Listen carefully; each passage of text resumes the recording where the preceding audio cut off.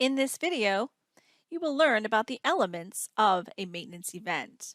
Here, in the Modify Maintenance Event dialog, we will review the elements of an event.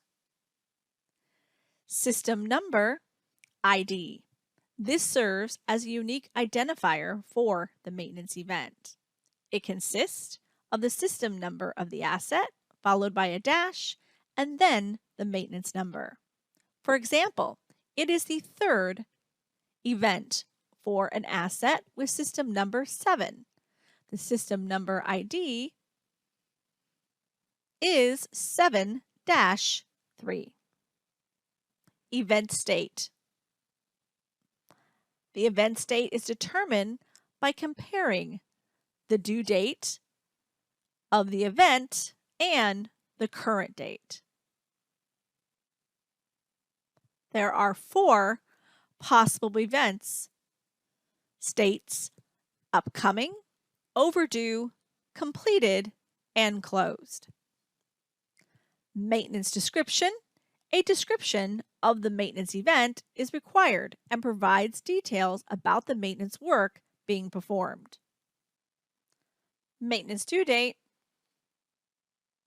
This field is required and is the date when the maintenance event should be completed.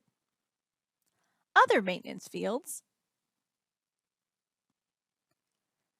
designated by your company, apart from the mandatory fields, maintenance description, and maintenance due date. Your company can designate additional fields to track specific information about their maintenance events.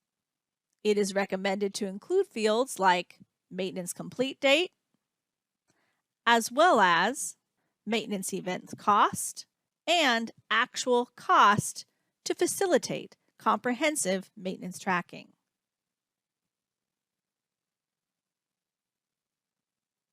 Notes.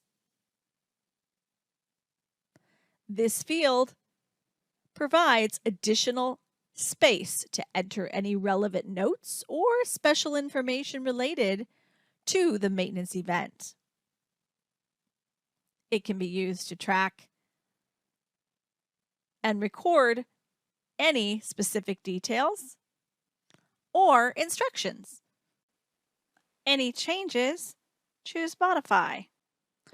To close the event, select Close Event button. The information is grayed out. Select the Modify button and close the Modify Maintenance Event window. Congratulations! You have now learned about the elements of a maintenance event.